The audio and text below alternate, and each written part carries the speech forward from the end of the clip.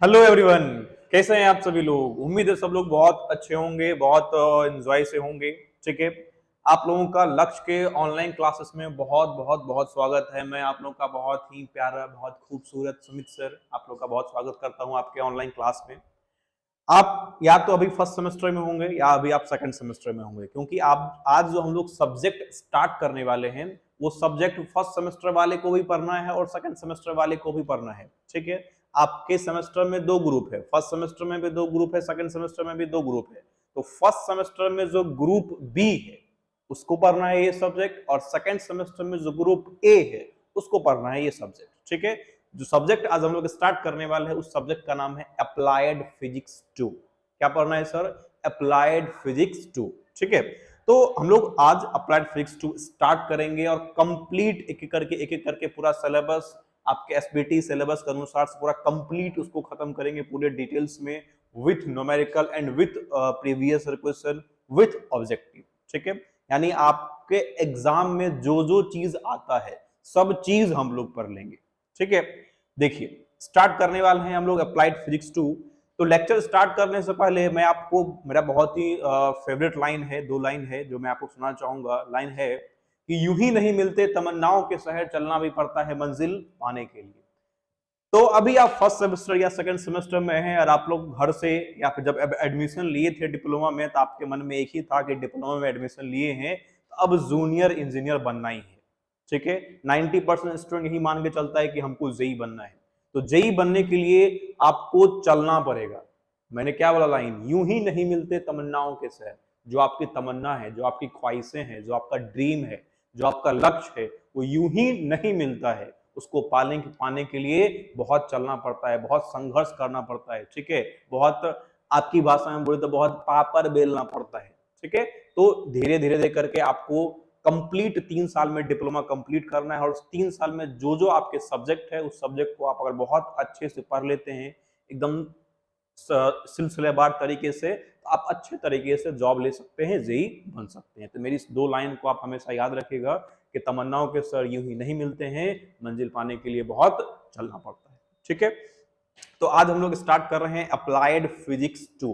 तो है तो बेसिकली हमारा ये फिजिक्स ही, जो आप सुने हैं 9th-10th में भी आप फिजिक्स पढ़े हैं।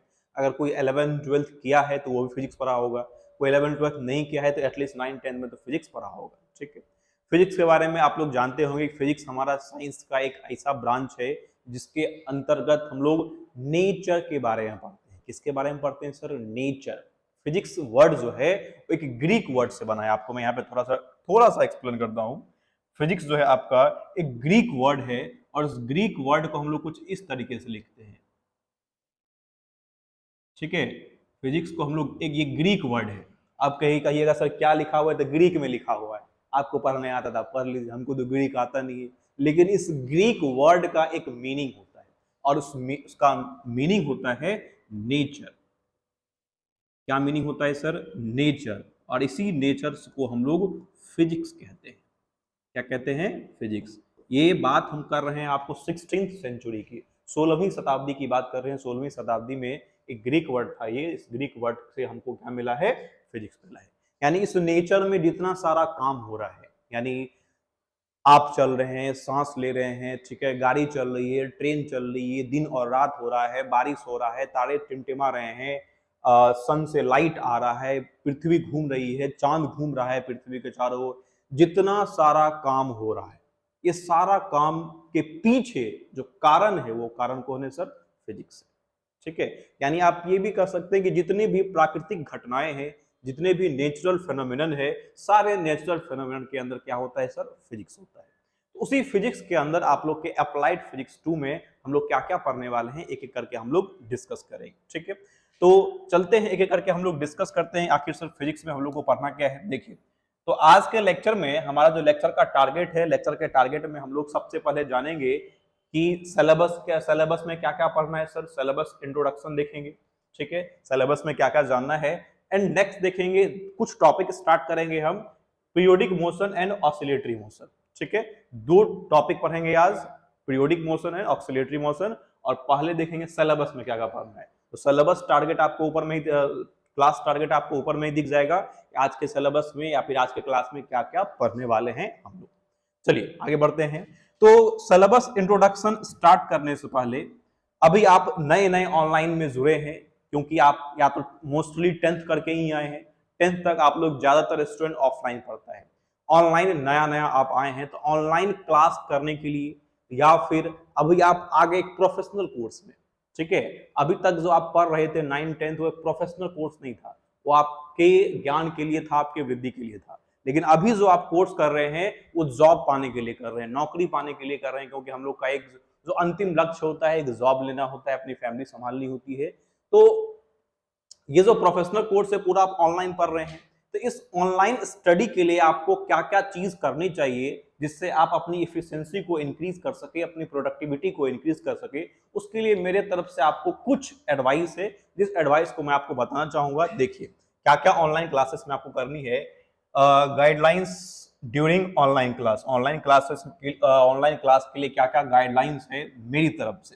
पहला guidelines, promise me you will watch complete lecture trying to note down maximum things। पहली बात, आपको कंप्लीट लेक्चर देखना है, लेक्चर चाहे 20 मिनट का हो या लेक्चर चाहे 50 मिनट का हो, अगर आप एक बार लेक्चर देखना स्टार्ट किए हैं तो आपको कंप्लीट लेक्चर देखना है, और कंप्लीट लेक्चर देखने के साथ साथ आप कॉपी पेन लेकर बैठेंगे, और कॉपी पेन के साथ में सारी चीज को आप कोशिश करेंगे कि आप नोट करते चलें। ऐसे आपको उसका पीडीएफ आपके ऐप पे मिल जाएगा, लेकिन आपको कोशिश करना है कि आपको खुद से भी लिखते लिखते चलना है, ठीक है। उसके बाद सेकंड आपका मेरी तरफ से गाइडलाइन है कि focus on concept and understand it. मतलब अगर कोई टॉपिक हम पढ़ा रहे हैं तो आपको एकदम कंप्लीट उस पर फोकस करना है, कहीं दिमाग को इधर उधर लेकर नहीं जाना है, पढ़ते टाइम एकदम वीडियो पे नजर गड़ा के रखना है, उस टाइम पे दिमाग को एकदम वहां कंसंट्रेट करना है, जिससे आप एक बार में ही लेक्चर को समझ जाएंगे। लेकिन मान लीजिए आप लेक्चर देखते देखते आपको याद आ गई कि कहीं देखे थे किसी को, एक लड़की बहुत याद आती है, तो उस केस में क्या होगा कि आप उसको समझ नहीं पाएंगे। इसलिए क्या करना है, कंसेप्ट पे फोकस करना है और उसको समझना है। Next, solve question on rough notebook. मतलब अगर आपको लेक्चर के अंदर कोई न्यूमेरिकल हम सॉल्व किए है, फिर कोई न्यूमेरिकल सॉल्व करने वाले हैं, तो उस केस में आपको लेक्चर को स्टॉप करना है, वीडियो स्टॉप करना है, और पहले खुद से उसको सॉल्व करना है रफ कॉपी में, ठीक है। क्योंकि फेयर के लिए आपको तो हम यहाँ पे सॉल्व करके देंगे, लेकिन आपको रफ कॉपी में उसको सॉल्व करके आंसर निकालना है, मैच करना है, जिससे आप अपनी एफिशिएंसी को इंक्रीज कर सकते हैं। नेक्स्ट, रफ्तार और विषय पर ज्ञान देने से भला होगा कि आप सिर्फ ज्ञान लें। मतलब कोई कोई बच्चा ऐसा होता है कि सर सिलेबस में ये भी पढ़ा दीजिए, ये भी पढ़ा दीजिए, या फिर सर धीरे चल रहे हैं, सर फास्ट चल रहे हैं, या फिर आप लोग करते क्या है कि लेक्चर को 1.5 गुना स्पीड पे, 2 गुना स्पीड पे ऐसे देखते हैं। उसकी कोई जरूरत नहीं है। लेक्चर का जो नॉर्मल स्पीड है, नॉर्मल स्पीड पे देखिए, रफ्तार में देखने की जरूरत नहीं है, रफ्तार में ज्ञान देने की भी किसी को जरूरत नहीं है, चुपचाप आपको ज्ञान लेने की जरूरत है। एक बार जब आप ज्ञान कंप्लीट ले लेंगे, आपको ज्ञान हो जाएगा, तब आप ज्ञान बांटिए। जब तक आपके पास ज्ञान नहीं होगा तब तक आप ज्ञान कैसे बांटेंगे? हमारे पास पैसा होगा तभी ना आपको पैसा दे सकते हैं, हम ही खुद गरीब रहेंगे तब वो कहां से पैसा देंगे? मेरे पास नॉलेज है तभी हम आपको पढ़ा रहे हैं, आपके पास भी नॉलेज हो जाएगा तो आप भी ज्ञान बांटिएगा। तो पहले आपको ज्ञान लेने पे ध्यान देना है, ना कि ज्ञान देने पे ध्यान देना है, ठीक है। नेक्स्ट चलते हैं हम लोग आगे, आपके लिए क्या गाइडलाइंस है। नेक्स्ट, लेक्चर कंप्लीट होने के बाद, वो जो आपका ऊपर का 3-4 गाइडलाइन था वो लेक्चर देखते टाइम था, ऑनलाइन क्लास करते टाइम था। ऑनलाइन क्लास कंप्लीट होने के बाद क्या करना है सर? आपको टेक 5 मिनट रेस्ट, आपको 5 मिनट का रेस्ट लेना है, पानी पी लेना है, थोड़ा सा घूम के आ जाना है, 5 ही मिनट, ज्यादा देर नहीं, 5 मिनट रेस्ट लेना है। And right all concept, all important formula concept on rough without taking any help from videos और नोट्स। मतलब क्लास के बाद आपको 5 मिनट रेस्ट लेना है, और रेस्ट लेने के बाद आप क्या करेंगे, एक पतला सा कॉपी खरीदेंगे, 10 रुपए का कॉपी खरीदेंगे, और क्लास में जो आधे घंटे पौने घंटे क्लास थी, उस क्लास में आप जो जो चीज आप देखें, जो जो चीज आप समझे हैं, बिना वीडियो बिना नोट्स का हेल्प लिए आप उसको रफ में लिखेंगे, ठीक है। आपको रफ में कंप्लीट लिखना है। मान लीजिए आपको हम आज पढ़ाएं क्या, आज पढ़ाएं पीरियोडिक मोशन, ऑक्सिलेटरी मोशन। आप पीरियोडिक मोशन और ऑक्सिलेटरी मोशन में क्या समझे आपको लिखना है, क्या क्या समझे आपको अपने लैंग्वेज में लिखना है। बहुत बहुत बड़ा नहीं लिखना है, बहुत शॉर्ट में लिखना है। उससे होगा क्या, कभी कभी आप बहुत अच्छे से आगे जब रिवाइज करेंगे आप, तो रिवीजन करते टाइम बहुत जल्दी आप रिवाइज कर पाएंगे, आपका कंसेप्ट बहुत ज्यादा बिल्ड होगा, आपका कंसेप्ट बहुत मजबूत होगा। तो ये काम सबको करना है, ठीक है। अब देखिए, ये तो क्लास के बाद गाइडलाइंस है। अब जनरल गाइडलाइंस क्या क्या है सर? ये गाइडलाइंस आपको पूरे मेरे दिल से दिया जा रहा है। यहाँ पे आपको लिखा हुआ भी दिख रहा होगा कि some important advice from bottom of my heart. देखो ये मेरा दिल है। क्या है सर? दिल। किसका दिल? सुमित सर का दिल। हो सकता है इसमें कोई और भी हो, उससे आपको मतलब नहीं है। ये मेरा क्या है? दिल। और इस दिल से आपके लिए कुछ एडवाइस है। आप हमको अपना बड़ा भाई समझ सकते हैं, आप हमको अपना मेंटोर समझ सकते हैं, आप अपना शुभचिंतक समझ सकते हैं हमको, ठीक है। और आपके लिए कभी भी हम सोचेंगे तो बुरा नहीं सोचेंगे। आपको मेरी एडवाइस माननी है, क्योंकि आप पढ़ाई इसलिए स्टार्ट किए कि आपको जेई बनना है, डिप्लोमा में एडमिशन लेके जेई बनना है। उसके लिए जो जो हम एडवाइस कर रहे हैं आपको, कुछ सालों तक, 2-3 सालों तक आप इसको फॉलो कर लीजिए। उसके बाद तो फिर लाइफ में तो मस्ती पड़ा हुआ ही, पूरा लाइफ मस्ती करने के लिए। अभी पढ़ने के लिए तो पढ़ लेते हैं।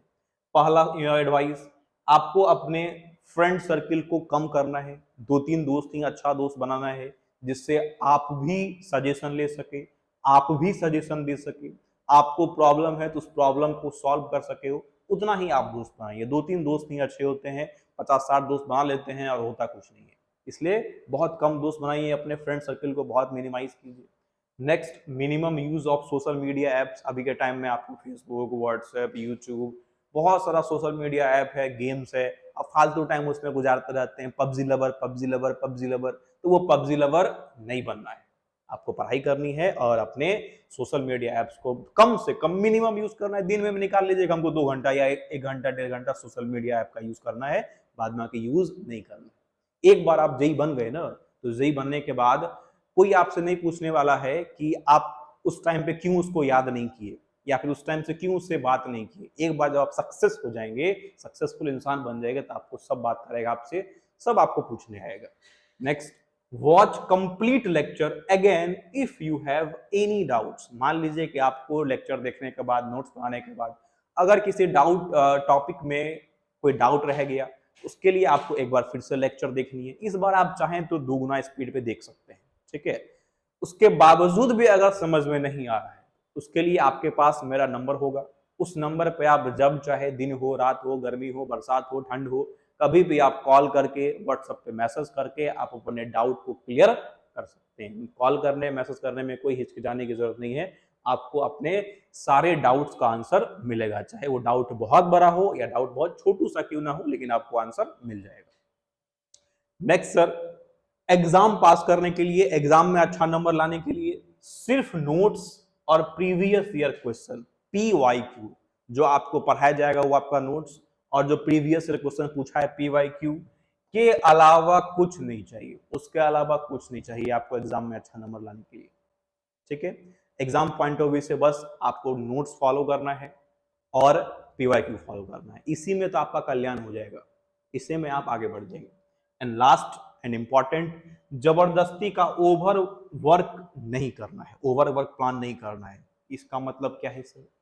कभी कभी होता क्या है कि आप लोग करते क्या है कि आज नहीं पढ़ते हैं, ठीक है, आज फिर मूवी देख लेते हैं, वेब सीरीज देख लेते हैं, और कल जो है 10 घंटा पढ़ लेंगे, ठीक है। और पता चलता है कि सर कल हो नहीं पढ़ते हैं, कल हाँ 1 घंटा के बाद पढ़ाई स्टार्ट करेंगे, 2 घंटा बाद, फिर 1 घंटा हो जाता है, फिर सोचते हैं कि चलो नाश्ता कर लेते हैं, फिर पढ़ाई स्टार्ट करेंगे।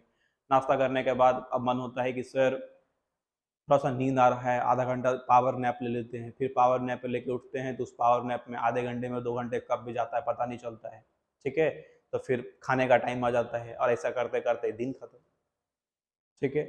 आप प्लान किए थे 10 घंटा का, आप 1 घंटा भी नहीं पढ़ पाए, तो वो काम भी आपको नहीं करना है, ठीक है। आपको मिनिमम मतलब दिन में 4 घंटा का प्लान कर लिए, या शुरू में नहीं पढ़ा जा रहा है तो 3 घंटा का प्लान कर लिए। देखिए अभी आप ऑनलाइन क्लास में नया नया आए हैं, ठीक है, तो आपको हो सकता है ऑनलाइन क्लास में बैठने में परेशानी होगा। आप शुरू में 2 घंटा प्लान कर लीजिए, ठीक है, कि हमको आज 2 घंटा लेक्चर देखना है, 2 घंटा में जितना देख पाएंगे उतना ही देखेंगे। फिर 7 दिन दीजिए, फिर 3 घंटा कीजिए, फिर 7 दिन दीजिए, फिर 4 घंटा कीजिए, और 1 महीने में आप अपने आप को नोटिस कर पाएंगे कि आप 6-6 घंटे आप ऑनलाइन क्लास कर पा रहे हैं बैठ के, और आप कंप्लीट नोट्स भी बना पा रहे हैं। तो छोटा छोटा प्लान करना है, उसको एग्जीक्यूट करना है, और छोटा छोटा करके ही आप बड़ा प्लान कर सकते हैं, ठीक है। पत्थर जोड़ जोड़ के ही पहाड़ बनता है, या पत्थर तोड़ तोड़ के ही रास्ता बनता है। ठीक है, आप सुने होंगे दशरथ मान जी, वो पत्थर पूरा पर्वत काट के पहाड़ बना दिया था, एक दिन में तो नहीं बना था, वो एक एक करके एक एक दिन काटते गया काटते गया काटते गया, और सालों लगा के पहाड़ को काट दिया। ठीक है, तो जबरदस्ती का ओवर प्लान नहीं करना है, कम टाइम का प्लान करना है और उसको एग्जीक्यूट करना है। मेन है कि एग्जीक्यूट करना, प्लान तो सब कर लेता है, चलो आज 10 घंटा पढ़ लेंगे, लेकिन एग्जीक्यूट करना मेन इंपॉर्टेंट बात है। ठीक है, तो ये कुछ गाइडलाइंस थे मेरी तरफ से, उम्मीद है कि आप सारे गाइडलाइंस को समझे होंगे। अब चलते हैं सिलेबस पे। तो हमारा जैसा कि सर सिलेबस है, सिलेबस सब्जेक्ट है, सब्जेक्ट का नाम क्या है सर? फिजिक्स। आपके अप्लाइड फिजिक्स में टोटल 7 यूनिट है। कितना यूनिट है सर? 7 यूनिट है। पहला यूनिट है wave motion and its application, second unit है आपका ऑप्टिक्स, थर्ड यूनिट है आपका इलेक्ट्रोस्टैट्स, फोर्थ यूनिट है आपका करंट इलेक्ट्रिसिटी, फिफ्थ यूनिट है आपका इलेक्ट्रोमैग्नेटिज्म, सिक्स्थ यूनिट है आपका सेमीकंडक्टर फिजिक्स, एंड लास्ट जो 7th यूनिट है वो आपका मॉडर्न फिजिक्स। तो टोटल आपके पास कितना यूनिट है सर? 7 यूनिट। सातों unit exam point of view से भी कह लीजिए, या फिर ये जो आपका फिजिक्स है, फिजिक्स बेसिकली सारे ब्रांच ऑफ इंजीनियरिंग के लिए, चाहे वो इलेक्ट्रिकल हो, मैकेनिकल हो, सिविल हो, इलेक्ट्रॉनिक्स हो, सीएस हो, सारे ब्रांच ऑफ इंजीनियरिंग के लिए बेस का काम करता है। किसका काम करता है? बेस का। जैसे हम मान लीजिए कि आपको पढ़ाए करंट इलेक्ट्रिसिटी, ठीक है, जैसे यूनिट 4 पढ़ाए आपको करंट इलेक्ट्रिसिटी, फिर आप इलेक्ट्रोमैग्नेटिज्म पढ़े, इलेक्ट्रोस्टैट्स पढ़े, इस तीनों यूनिट के हेल्प से अब आगे जब आप पढ़ेंगे इलेक्ट्रिकल इंजीनियरिंग में तो आपको तीनों का यूज पड़ेगा। ठीक है, वेव मोशन एप्लीकेशन से आपको कोई उस सिविल में या मैकेनिकल में इसकी जरूरत नहीं पड़ती है, लेकिन इंजीनियरिंग का बहुत सा ऐसा ब्रांच है जहाँ पे आपको वेव की जरूरत पड़ेगी। ठीक है, फिर उसके बाद इलेक्ट्रॉनिक्स में आपको सेमीकंडक्टर की जरूरत पड़ेगी। मॉडर्न फिजिक्स के अंदर इधर जो 2-3 सालों में, 2-3 सालों में नहीं, 200-300 सालों में जो भी मॉडर्न चीज का आविष्कार हुआ उस चीज के बारे में आपको पढ़ाया जाएगा। लाइक लेजर क्या होता है, नैनो टेक्नोलॉजी क्या होता है, लेजर कितने टाइप का होता है, फाइबर ऑप्टिक्स क्या होता है, तो ये सब चीज आप मॉडर्न फिजिक्स में पढ़ने वाले हैं। तो एक एक करके हम लोग देखते हैं कि सर कौन से चैप्टर का क्या सिग्निफिकेंस है और किसमें क्या क्या पढ़ना है। शॉर्ट ओवरव्यू हम लोग करेंगे। तो चैप्टर फर्स्ट हमारा क्या है sir? Chapter first is wave motion and its application. Chapter पहला चैप्टर क्या है sir? Wave motion and its application. Wave आप देखे होंगे पानी में वेव आता है, पानी में जब वेव आता है तो ऐसे ऐसे सांप की तरह ऐसे ऐसे चलता है वेव। ठीक है, उसी को हम लोग वेव कहते हैं। या फिर कभी आप जिम में आप जाएंगे तो जिम में देखेंगे कि जो बॉडी बिल्डिंग करता है रस्सी पकड़ता है, और रस्सी पकड़ने के बाद ऐसे ऐसे ऐसे ऐसे ऐसे ऐसे बहुत करता है तो रस्सी आपका ऐसे ऐसे ऐसे ऐसे ऐसे ऐसे होता है, उसी को हम लोग क्या बोलते हैं? वेव बोलते हैं। ठीक है, अब इस चैप्टर में हम लोग जानेंगे कि वेव क्या होता है। तो आपको एक छोटा सा एग्जांपल दिए कि वेव आप कहाँ पे देख सकते हैं, वेव का क्या एप्लीकेशन है। वेव मोशन में वेव को पढ़ने से पहले हम लोग को एसएचएम पढ़ना पड़ेगा। एसएचएम का फुल फॉर्म होता है सिंपल हार्मोनिक मोशन। देखिए आपको यहाँ पे दिख भी रहा होगा सिंपल हार्मोनिक मोशन। सबसे पहले आपको ये जानना है सिंपल हार्मोनिक मोशन क्या है, सिंपल हार्मोनिक मोशन का कहाँ कहाँ यूजेस है, कहाँ देखने को मिलेगा। सिंपल हार्मोनिक मोशन का में डिस्प्लेसमेंट का एक्सप्रेशन क्या होता है, वेलोसिटी का एक्सप्रेशन क्या होता है, एक्सेलरेशन, टाइम पीरियड, फ्रीक्वेंसी, सारे चीज के बारे में आपको जानना है। फिर progressive wave, energy transfer, study of vibration, ये सब सारा चीज हम लोग डिस्कस करेंगे एसएचएम। जब एसएचएम हम लोग पढ़ लेंगे तो एसएचएम पढ़ने के बाद वेव मोशन पढ़ेंगे, क्योंकि वेव मोशन को पढ़ने के लिए सबसे पहले हम लोग को एसएचएम कंप्लीट जानना पड़ेगा। ठीक है, कि एसएचएम क्या होता है, सिंपल हार्मोनिक मोशन क्या होता है। फिर वेव मोशन में आएंगे। वेव मोशन में आपको बताएंगे वेव का, तो आपको बताई दे कि वेव कैसे बनता है सर। आपको वेव एक तरीके से दिखाई, देखिए मेरा दोनों हाथ है, दोनों हाथ मेरा सीधा है। अब देखिए कुछ इस तरीके से उठेगा, पूरा ऐसे जाएगा। मैं कर नहीं पा रहा हूं, लेकिन इस तरीके से ऐसे होता है। देखिए ये आपका क्या है? वेव है। जैसे आपके पास स्प्रिंग होता है, स्प्रिंग वैसे आप आगे पीछे ऊपर नीचे करते हैं। स्प्रिंग मान लीजिए स्प्रिंग है, तो स्प्रिंग को आप ऊपर नीचे किया जाएगा तो ये भी आपका ऊपर नीचे होता है, उसमें भी क्या है? वेव है। ठीक है, तो आएंगे आज टॉपिक में तो आपको और डिटेल में बताएंगे कि what is wave, what is wave motion, wave motion क्या है, ट्रांसवर्स वेव क्या है, लॉन्गिट्यूडनल वेव क्या है। ठीक है, क्या एक्सप्रेशन है दोनों का। फिर वेव वेलोसिटी क्या होता है, फ्रीक्वेंसी, वेवलेंथ, दोनों के बीच में क्या रिलेशन है, साउंड एंड लाइट वेव क्या होता है, फिर क्या प्रॉपर्टीज है, उसका इक्वेशन है y is equal to R sine omega t, उसको उस इक्वेशन को कैसे फाइंड आउट करते हैं, कैसे उसको ड्राइव करते हैं, उसको निकालेंगे। Phase difference, principle of superposition of wave and beat formation, सारे चीज के बारे में डिटेल में डिस्कस करेंगे। और इसी चैप्टर में आपको जानना है एकॉस्टिक्स ऑफ बिल्डिंग के बारे में। एकॉस्टिक्स ऑफ बिल्डिंग में हम लोग जानेंगे कि रिवर्बरेशन क्या होता है, इको क्या होता है, ठीक है, नॉइज क्या होता है, कोएफिशिएंट ऑफ एब्जॉर्प्शन क्या होता है। तो ये सब सारा चीज हम लोग डिस्कस करने वाले कहाँ पे हैं, यूनिट फर्स्ट में। अभी आपको जो शॉर्ट ओवरव्यू दे रहे हैं कि आखिर हम लोग को इस यूनिट में क्या क्या पढ़ना है, बस आपको नाम बता रहे हैं, ठीक है ना। नहीं कहते हैं कि खतरा आने से पहले खतरे के बारे में थोड़ा जान लो, वही है कि चैप्टर पढ़ने से पहले चैप्टर के बारे में देख लो, नाम सुन लो कि आखिर उसमें क्या क्या आने वाला है।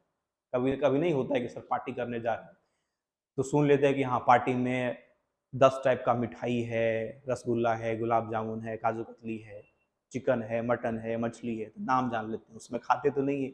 उसी तरीके से हम लोग पढ़ने से पहले सारे टॉपिक का नाम जान रहे हैं। आगे बढ़े सर, चलिए आगे बढ़ते हैं। आगे हमारा जो यूनिट सेकंड है, यूनिट सेकंड इज ऑप्टिक्स। कौन सा यूनिट है सर? ऑप्टिक्स।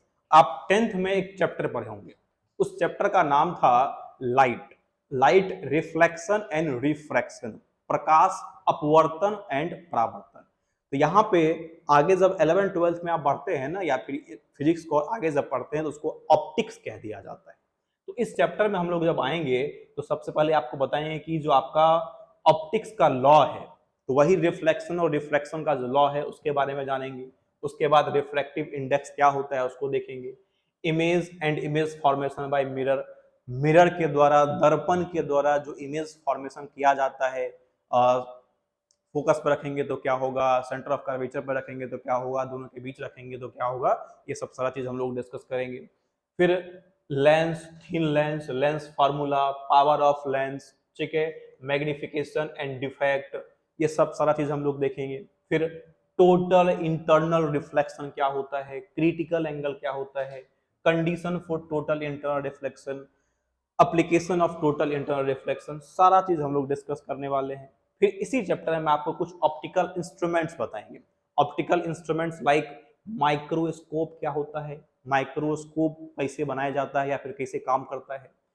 फिर उसके बाद एस्ट्रोनॉमिकल माइक्रोस्कोप, फिर उसके बाद astronomical microscope in normal adjustment, magnifying power, resolving power, uses of microscope, फिर टेलीस्कोप, ऑप्टिकल प्रोजेक्शन सिस्टम, ये सब सारा चीज हम लोग यूनिट सेकंड में डिस्कस करने वाले हैं। सारा नाम आपको बता रहे हैं, जब आपको पढ़ाएंगे टॉपिक बहुत मजा आएगा। फिजिक्स आपका एक ऐसा सब्जेक्ट जो फील आता है पढ़ने में, ठीक है।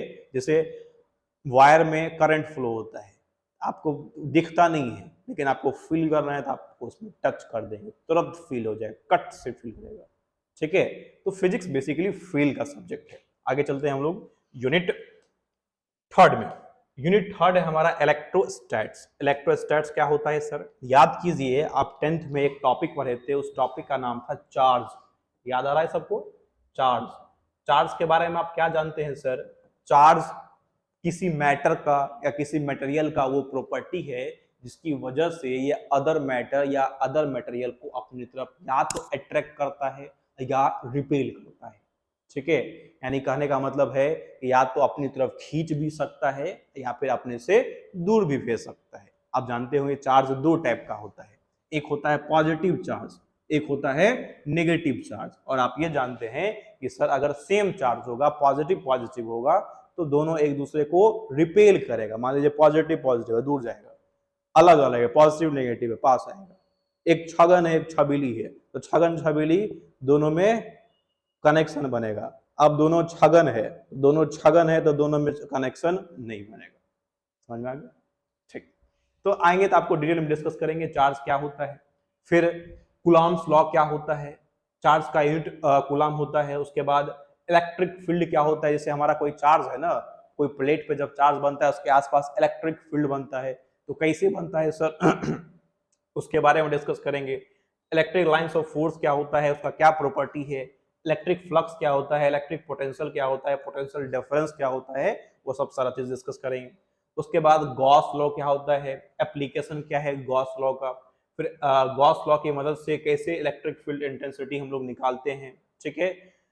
उसके बाद इसी चैप्टर के अंदर हम लोग जानेंगे कैपेसिटर क्या होता है। आप देखे होंगे कैपेसिटर को, आप देखे हैं फैन में लगा होता है कंडेंसर, और अगर फैन में कंडेंसर ना हो तो फैन या तो चलता ही नहीं है, और कंडेंसर खराब हो जाता है तो फैन बहुत स्लो चलता है।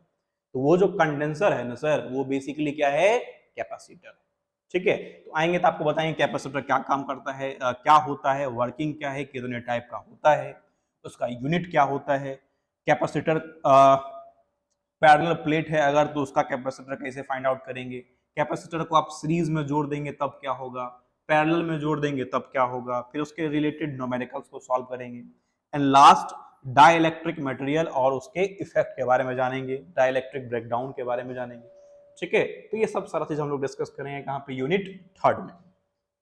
उसके बाद जो यूनिट आपका 4 है दैट इज करंट इलेक्ट्रिसिटी। देखिए यूनिट थर्ड में हम लोग क्या देखे, इलेक्ट्रोस्टैटिक्स से। इलेक्ट्रोस्टैटिक्स में क्या होता है सर, उसमें भी चार्ज होता है, और करंट के बारे में आप बचपन से पढ़ते आ रहे हैं कि फ्लो ऑफ इलेक्ट्रॉन को ही करंट कहते हैं, फ्लो ऑफ चार्ज को ही करंट कहते हैं। फर्क क्या है, चार्ज उसमें भी है, चार्ज इसमें भी है। तो जो आपका इलेक्ट्रोस्टैट्स है उसमें चार्ज आपका रेस्ट में होता है, चार्ज किस में होता है सर, रेस्ट में। लेकिन वहीं जो आपका करंट इलेक्ट्रिसिटी है, यहाँ पे आपका चार्ज मोशन में होता है। चार्ज क्या होता है सर, मोशन। मोशन बोले तो चार्ज मूव कर रही है, चार्ज चल रही है। अब कोई चीज चलेगा, हम लोग ये जानते हैं कि जब तक चार्ज चलेगा नहीं तब तक करंट मिलेगा नहीं। तो करंट इलेक्ट्रिसिटी के अंदर चार्ज मोशन में होता है, और इलेक्ट्रोस्टैट्स के अंदर चार्ज स्ट्रेस्ट में होता है। तो दोनों देखने वाले हैं, चार्ज जब रेस्ट में है तब कैसे फोर्स लगेगा, तब इलेक्ट्रोस्टैटिक्स फोर्स लगता है, क्या क्या उसमें आने वाला है वो लोग चैप्टर थर्ड में जान जाएंगे। चैप्टर फोर्थ में जानेंगे कि चार्ज जब मोशन में है तब क्या क्या होने वाला है, ठीक है। फिर इसी चैप्टर के अंदर बेसिकली करंट, उसका यूनिट, फिर डायरेक्ट करंट क्या होता है, अल्टरनेटिंग करंट क्या होता है, रेसिस्टेंस क्या होता है, उसका यूनिट क्या होता है, स्पेसिफिक रेसिस्टेंस क्या होता है, कंडक्टेंस क्या होता है, स्पेसिफिक कंडक्टेंस क्या होता है, रेसिस्टेंस को आप सीरीज और पैरेलल में कैसे कनेक्ट करेंगे, कनेक्ट करने के बाद क्या होगा, रेसिस्टेंस पे क्या क्या फैक्टर इफेक्ट करता है, कार्बन रेसिस्टेंस क्या है, कलर कोडिंग क्या है, ये सब सारा चीज डिस्कस करेंगे। उसके बाद इसी चैप्टर में ओम्स लॉ पढ़ेंगे, उसको वेरीफाई भी करेंगे, किरचॉफ्स लॉ में पढ़ेंगे केसीएल केवीएल क्या होता है, व्हीटस्टोन ब्रिज क्या होता है, वेरी इंपॉर्टेंट ब्रिज है आपका Wheatstone bridge exam point of view से। फिर टर्मिनल पोटेंशियल डिफरेंस क्या होता है, ईएमएफ इलेक्ट्रोमोटिव फोर्स क्या होता है, ठीक है। उसके बाद आपका हीटिंग इफेक्ट ऑफ करंट है, इलेक्ट्रिक पावर है, इलेक्ट्रिक एनर्जी है, दोनों का यूनिट है, उस पर बेस्ड न्यूमेरिकल है, इलेक्ट्रिक एनर्जी का एडवांटेज क्या है अदर फॉर्म्स ऑफ एनर्जी के तुलना में। आपके पास एनर्जी आपका बहुत फॉर्म्स में होता है, इलेक्ट्रिकल एनर्जी तो है ही, इसके अलावा हीट एनर्जी, मैकेनिकल एनर्जी, ठीक है। तो जो भी इलेक्ट्रिकल एनर्जी के वाला बाद जो अदर फॉर्म्स ऑफ एनर्जी है उसके तुलना में इलेक्ट्रिक एनर्जी का क्या एडवांटेजेस होगा उसके बारे में डिस्कस करेंगे यूनिट 4 में, ठीक है। यानी चार्ज रेस्ट में पढ़ लेंगे, चार्ज मोशन में पढ़ लेंगे, यहां तक कंप्लीट हो गया। यहां तक पढ़ने के बाद आगे जो आपका चैप्टर 5 दिया है सर, चैप्टर 5 दिया है इलेक्ट्रोमैग्नेटिज्म, ठीक है। क्या दिया है, इलेक्ट्रोमैग्नेटिज्म। ये जो इलेक्ट्रोमैग्नेटिज्म है इसमें आप देखेंगे तो यहां तक इलेक्ट्रो है, क्या है सर, इलेक्ट्रो। इलेक्ट्रो का मतलब इलेक्ट्रिसिटी, एंड यहां मैग्नेटिज्म, मैग्नेटिज्म का मतलब मैग्नेट, मतलब इलेक्ट्रिसिटी और मैग्नेट में भी फर्क है, मैग्नेटिज्म में भी फर्क नहीं, सॉरी, रिलेशन। क्या रिलेशन है सर, देखिए एक साइंटिस्ट थे जिसका नाम था ऑरस्टेड, आप पढ़े भी होंगे 10th में थोड़ा बहुत। ऑरस्टेड एक साइंटिस्ट थे, उन्होंने एक एक्सपेरिमेंट किया तो एक्सपेरिमेंट कैसा कैसा एक्सपेरिमेंट किया, तो उन्होंने देखा कि मान लिया कि तो कोई वायर है, ठीक है सर, मान लीजिए कोई बल्ब लगा हुआ है और इसमें सप्लाई जा रहा है, तो मान लीजिए यहाँ बैटरी आप लगा दिए, बल्ब है, सप्लाई जा रहा है, तो ऑब्वियस सी बात है करंट फ्लो करेगा।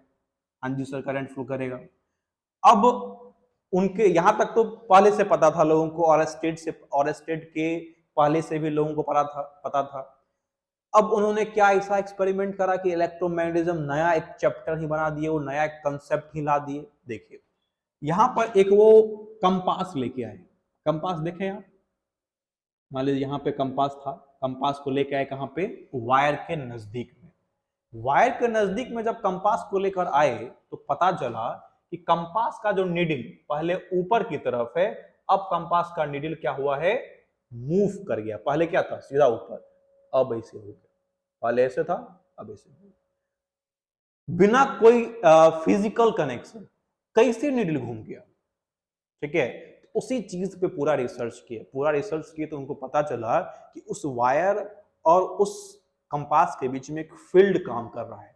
क्या काम कर रहा है सर, फील्ड। इस दुनिया में कोई भी चीज अपने आप नहीं होता, उसके पीछे कोई ना कोई फील्ड काम करता है। न्यूटन ग्रेविटी का खोज किए, ग्रेविटेशनल फोर्स का खोज किए। आखिर एक एप्पल क्या क्या अपना स्टेटमेंट दिया कि एप्पल जब टूटा तो नीचे ही क्यों गिरा, ऊपर क्यों नहीं गया। इससे क्या निकला, आपको क्या मिला, ग्रेविटेशन मिला। तो वही यहाँ पे है कि इसके पास जब कंपास लेके आए तो इधर क्यों मूव किया, ये उससे इलेक्ट्रोमैग्नेटिज्म का आपका कंसेप्ट आया और पता चला कि अपने आप नहीं घुमा है, उसके बीच में एक फील्ड काम किया है और उस फील्ड को हम लोग मैग्नेटिक फील्ड बोलते हैं। कौन सा फील्ड बोलते हैं सर, मैग्नेटिक फील्ड। अब मैग्नेटिक फील्ड का मतलब क्या है कि इस वायर में जब करंट फ्लो कर रहा है तो करंट फ्लो करने की वजह से इस वायर से मैग्नेटिक फील्ड भी बाहर की तरफ आ रहा है। यानी आपके पास बचपन में आप चुंबक होता था, आप क्या करते थे, चुंबक लेके आते थे, किसी लोहा में चिपका दिए, ठीक है, किसी और अदर मेटल्स में चिपका दिए, चिपक जाता था, ठीक है। तो उसको हम लोग नेचुरल चुंबक या फिर नेचुरल मैग्नेट बोलते हैं। लेकिन इसके अलावा भी एक और मैग्नेट है, उसको इलेक्ट्रोमैग्नेट बोलते हैं। क्या बोलते हैं, इलेक्ट्रोमैग्नेट।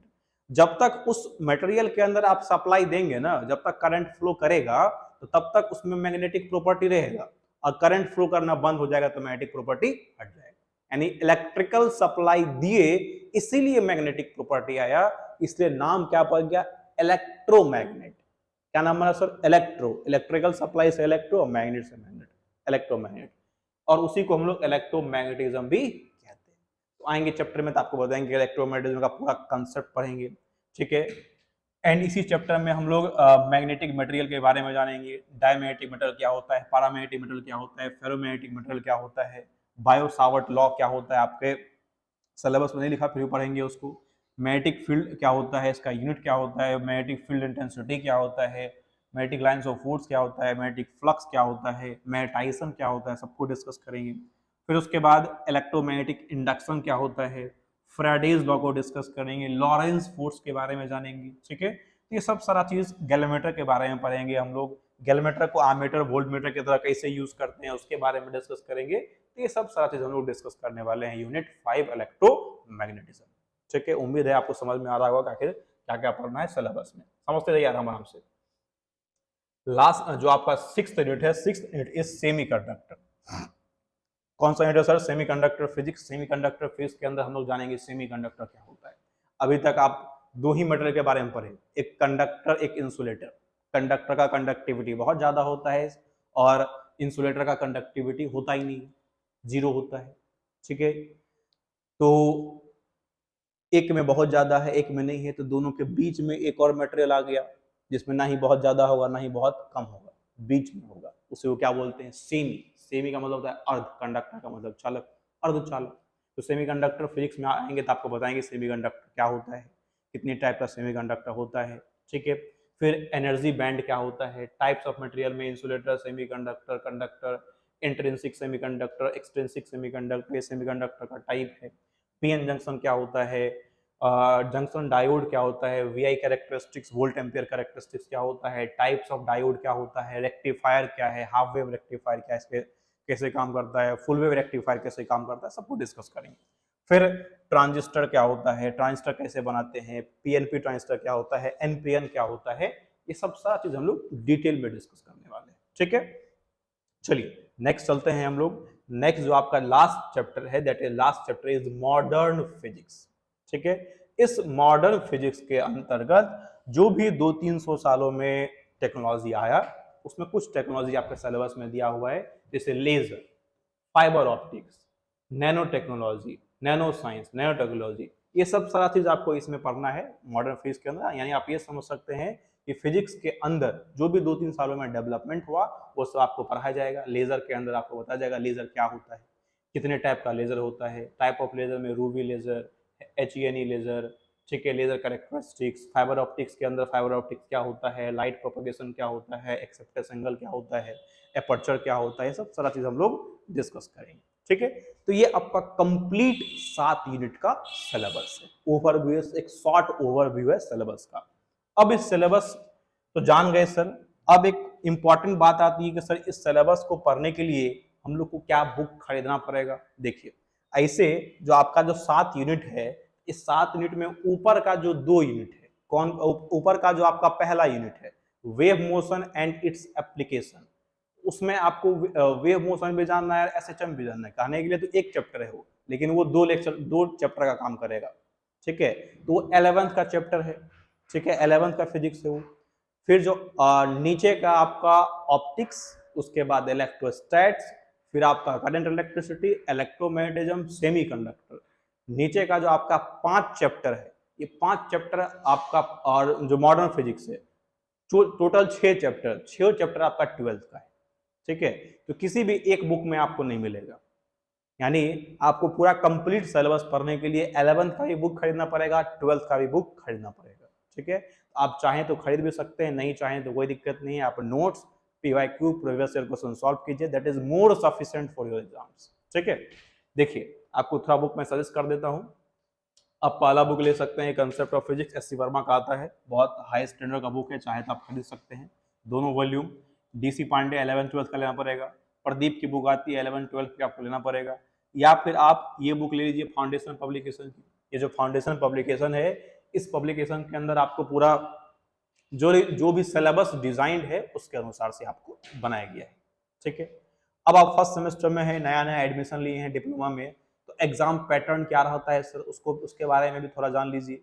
देखिए, आपका टोटल 70 मार्क्स का एग्जाम जो है कॉलेज से बाहर होता है, और 30 मार्क्स का आपका इंटरनल एग्जाम होता है।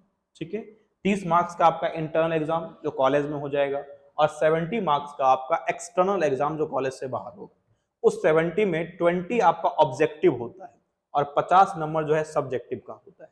तो टोटल जब आप ऐड करेंगे तो 100 मार्क्स आपको होने वाला है।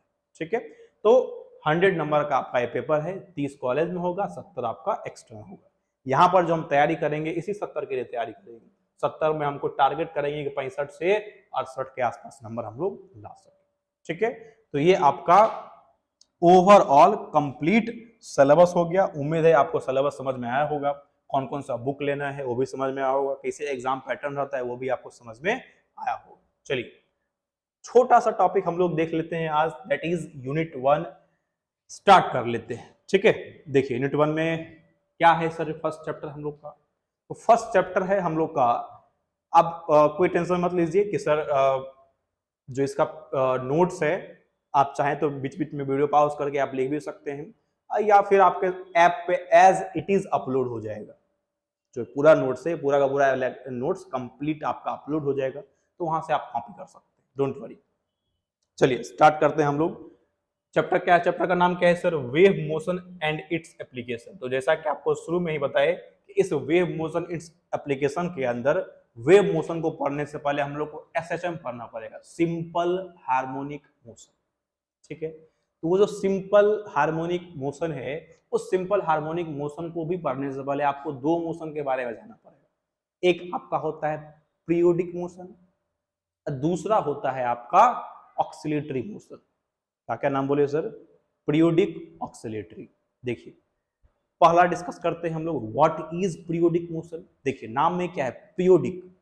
ठीक है, जैसे मान लीजिए कि आप क्लास करने आते हैं, कहीं आप क्लास करने का आप लक्ष्य में आप ऑफलाइन क्लास करने आए, तो पता चला कि हाँ 7 बजे मेरी सुमित सर की क्लास है, 9 बजे भारती सर की क्लास है, 10 बजे राजीव सर की क्लास है।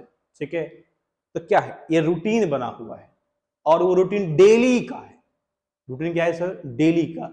तो क्या हो रहा है, एक डेली फिक्स इंटरवल के आपके बाद वो रिपीट कर रहा है, रिट्रेस कर रहा है। ठीक है, एक पीरियड के बाद वो फिर से आ रहा है, तो उस टाइप के मोशन को क्या बोलते हैं हम लोग, पीरियोडिक मोशन। ठीक है, देखिए, या फिर आप ये भी कर सकते हैं कि पीरियोडिक मोशन हमारा ऐसा मोशन है जिस मोशन के अंतर्गत रेगुलर इंटरवल के बाद वो अपने पाथ को रिट्रेस कर लेता है। रिट्रेस बोले तो फिर से बना लेता है। जैसे मान लीजिए कि फैन है, ठीक है, ये मान लीजिए फैन है, फैन में आपके पास 3 पंखी होता है।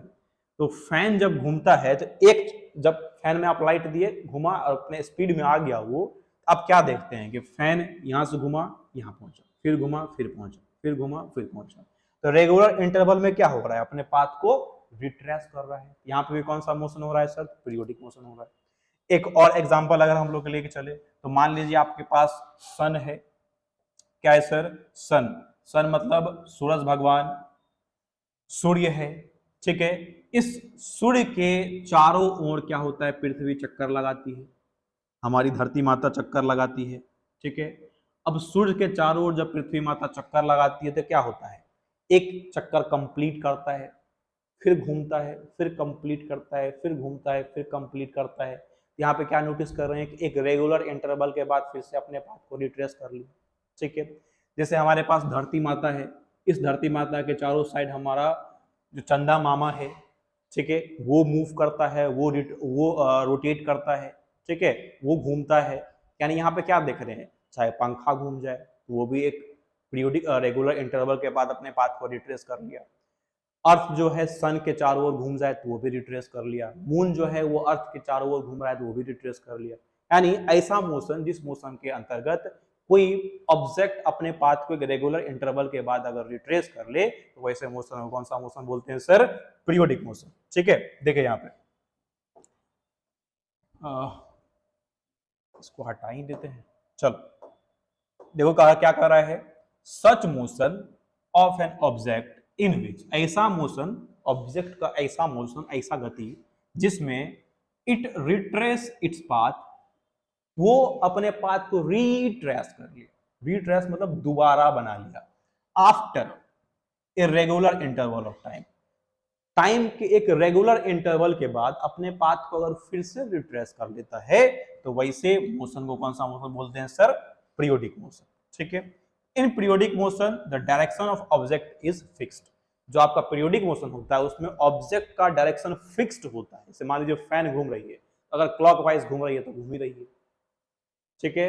अर्थ घूम रही है तो अर्थ सन के चारों ओर घूम रही है, चांद मून घूम रहा है तो अर्थ के चारों ओर घूम रहा है, ठीक है। तो डायरेक्शन क्या होता है, फिक्स डायरेक्शन होता है।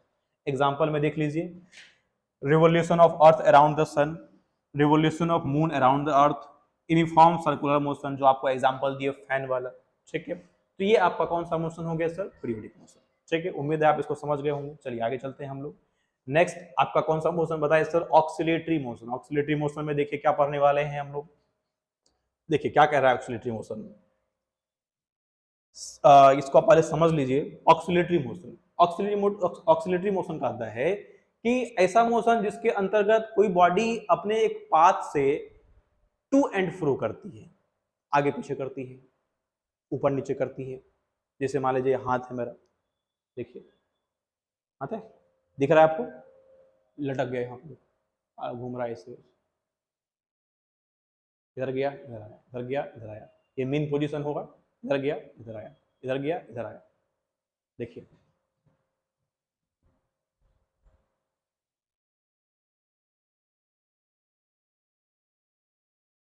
आया समझ में। तो कौन सा मोशन हो गया हमारा, ऑक्सीलेटरी मोशन। मतलब ऐसा मोशन जिसमें ऑब्जेक्ट अगर टू एंड फ्रो करे, बैक एंड फोर्थ करे, मतलब आगे पीछे हो या ऊपर नीचे हो, एक रेगुलर इंटरवल के बाद, एक रेगुलर इंटरवल ऑफ टाइम के बाद, तो वैसे मोशन को कौन सा मोशन बोलते हैं सर, ऑक्सीलेटरी मोशन। जैसे आप देखे होंगे पेंडुलम, देखे होंगे, आपको देखिए यहाँ पे एग्जांपल दिखाते हैं। देखो ये देखो पेंडुलम है, घड़ी देखे हो, घड़ी, घड़ी में पेंडुलम होता है। तो ये पेंडुलम अपने पाथ पे यहाँ पे देखो लगा हुआ है, ये पेंडुलम यहाँ पे फिक्स्ड है, ठीक है। अब क्या हुआ, इधर गया फिर इधर आया, अरे मान लो इधर गया इधर आया, इधर गया इधर आया, ए ओ से ए से ओ से बी, इस तरीके से क्या हो रहा है, ये अपने पाथ से टू एंड फ्रो हो रहा है। तो कौन सा मोशन यहाँ पे हुआ, ऑक्सीलेटरी मोशन। यहाँ पे देखिए, यहाँ पे फिक्स कर दिया है, यहाँ पे एक स्प्रिंग है, ठीक है, और इस स्प्रिंग से एक मास को अटैच कर दिया। अब उसको ऐसे करोगे तो उस केस में मास नीचे आएगा ऊपर जाएगा, नीचे आएगा ऊपर जाएगा। तो मतलब एक रेगुलर इंटरवल के बाद नीचे, मतलब आप ये कह लीजिए कि four back, four back, four back, four back, ठीक है, यानी ऊपर नीचे होगा या आगे पीछे होगा, टू एंड फ्रो करेगा, बैक एंड फोर्थ करेगा, तो ऐसे मोशन में कौन सा मोशन बोलेंगे? Oscillatory motion. ठीक है, दो एग्जांपल याद रखिएगा, स्प्रिंग बैक सिस्टम और सिंपल पेंडुलम किसका एग्जांपल है? ऑक्सिलेटरी मोशन का एग्जांपल। चलिए इसके डेफिनेशन को हम लोग पढ़ लेते हैं थोड़ा सा, क्या कह रहा है इसके डेफिनेशन में। ऑक्सिलेटरी मोशन में कह रहा है सर कि such motion of an object in which it moves to and fro, it move to and fro और back and forth, to and fro हो, टू एंड फ्रो है, बैक एंड फोर्थ है, about a fixed position, उसी को हम लोग mean position भी कहते हैं, in a regular interval of time called as oscillatory motion. Example में स्प्रिंग ब्लॉक सिस्टम जो आपको स्प्रिंग लगा के दिखाए, सिंपल पेंडुलम। ठीक है, तो ये दो मोशन आपका हो गया पीरियोडिक एंड ऑक्सिलेटरी। अब आप सोचिए, अब आपके पास दो गो मोशन है सर, एगो पीरियोडिक बोले और एगो ऑक्सिलेटरी बोले। पीरियोडिक मोशन में क्या था कि ऑब्जेक्ट जो है एक रेगुलर इंटरवल के बाद अपने पाथ को रिट्रेस करता है, अपने पाथ को क्या करता है? रिट्रेस करता है, तो ऐसे मोशन को पीरियोडिक मोशन बोलते हैं। और ऑक्सिलेटरी मोशन में क्या है कि एक रेगुलर इंटरवल के बाद या फिर एक रेगुलर इंटरवल में टू एंड फ्रो करता है। क्या करता है? To and fro. अब यहां पे हमको एक बात सोचिए, देख के नहीं, सोच के बताइए कि कौन सा मोशन क्या होगा? पीरियोडिक को ऑक्सिलेटरी बोलेंगे या ऑक्सिलेटरी को पीरियोडिक बोलेंगे? सोचिए, think think think think, video pause करके थिंक करना है, दिमाग लगाना है, दिमाग में बत्ती जलाना है। ठीक है, चलिए उम्मीद है आप वीडियो पॉज करके सोचे होंगे। नहीं सोचे तो सोचने के लिए हम क्यों हम यहाँ बैठे हैं, हम काहे के लिए? हम सोचेंगे, फिर आप सोचिएगा। देखिए पीरियोडिक मोशन में याद कीजिए, आपको बताए थे कि पीरियोडिक मोशन क्या होता है, एक डायरेक्शन उसका फिक्स्ड होता है, मतलब जैसे अर्थ जो है सन की तरफ घूमा, घूमा रिट्रेस किया, तो वहां पे डायरेक्शन क्या है? फिक्स्ड है। लेकिन ऑक्सिलेटरी मोशन में आप क्या देख रहे हैं कि ऑक्सिलेटरी मोशन में टू एंड फ्रो करता है, भले रिट्रेस करता है लेकिन टू एंड फ्रो, आगे पीछे, एक बार डायरेक्शन इस तरफ, एक बार इस तरफ। ठीक है, यानी आप यहां पे ये कह सकते हैं कि सर जो ऑक्सिलेटरी मोशन है, ऑक्सिलेटरी मोशन पीरियोडिक है, क्योंकि यहां पे कोई बात नहीं बोला कि डायरेक्शन किस तरफ होगा। ऑक्सिलेटरी पीरियोडिक हो सकता है लेकिन पीरियोडिक ऑक्सिलेटरी नहीं हो सकता। क्यों नहीं हो सकता? क्योंकि पीरियोडिक में एक और टर्म ऐड है कि डायरेक्शन भी फिक्स होना चाहिए। जब तक डायरेक्शन फिक्स नहीं होगा उसको हम लोग पीरियोडिक नहीं बोलेंगे। तो ऑक्सिलेटरी भी रिट्रेस किया, पीरियोडिक भी रिट्रेस किया, तो ऑक्सिलेटरी पीरियोडिक है। ठीक है, लेकिन पीरियोडिक आपका ऑक्सिलेटरी नहीं है, क्योंकि पीरियोडिक में एक और लाइन ऐड है कि पीरियोडिक मोशन एक डायरेक्शन में मूव करेगा और ऑक्सिलेटरी में एक डायरेक्शन में मूव करता नहीं है। ऊपर नीचे भी एक बार नीचे डायरेक्शन में और ऊपर डायरेक्शन, टू एंड फ्रो एक बार इस तरफ एक बार इस तरफ। ठीक है, इसलिए oscillatory motion are periodic motion in nature, but periodic motion are not oscillatory. Okay, उम्मीद है आपको समझ में आ गया होगा। आपको समझ में अगर नहीं आया तो फिर से वीडियो पीछे कीजिए, फिर देखिए, तब भी 2-3 बार में समझ नहीं आया तो हम बैठे, हमको कॉल कीजिए। चलिए आगे बढ़ते हैं हम लोग। उम्मीद है यहां तक आप समझ गए होंगे। आज के लेक्चर का लास्ट टॉपिक हम लोग देख लेते हैं, इस जनरल इक्वेशन है, इसको हम लोग इस इक्वेशन को डेराइव भी किया जाता है, लेकिन आपको डेरिवेशन नहीं पढ़ना है, तो बस देख लीजिए कौन किसका जनरल इक्वेशन है सर, तो ऑक्सिलेटरी मोशन का। ऑक्सिलेटरी मोशन पे जो फोर्स लगेगा उसका आपका जनरल इक्वेशन है F is to minus k into x to the power n, जहां पे के क्या है? स्प्रिंग कांस्टेंट है या फोर्स कांस्टेंट है, और x क्या है? Displacement from mean position. आप यहाँ पे देखे थे ना, ये आपका पेंडुलम था, इधर गया इधर आया। ठीक है, पेंडुलम यहाँ पे था, यहाँ पे था, तो मीन पोजीशन आपका ये है, एक बार राइट एक बार लेफ्ट, राइट लेफ्ट, तो वहां से डिस्प्लेसमेंट को हम लोग x लिए हैं, और जो n होता है वो n आपका ऑड नंबर होता है। ठीक है, यानी 1, 3, 5, 7 ऐसे आपका ऑड नंबर बढ़ता जाएगा। इस इक्वेशन को हम लोग बहुत यूज करने वाले हैं एसएचएम में।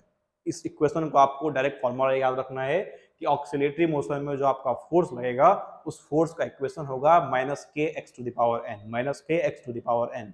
याद कीजिए, ऑक्सिलेटरी मोशन में जो फोर्स लगेगा उस फोर्स का फॉर्मूला क्या होगा? F is equal to minus k x to the power n, F is equal to minus k x to the power n, जहां पे आपका k आपका स्प्रिंग कांस्टेंट है और x आपका डिस्प्लेसमेंट फ्रॉम मीन पोजीशन, और जो n है वो ऑलवेज ऑड नंबर होगा, 135।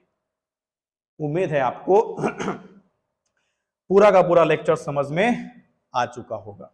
ठीक है, ये आपको बता ही दिए सिंपल पेंडुलम और स्प्रिंग ब्लॉक सिस्टम के बारे में।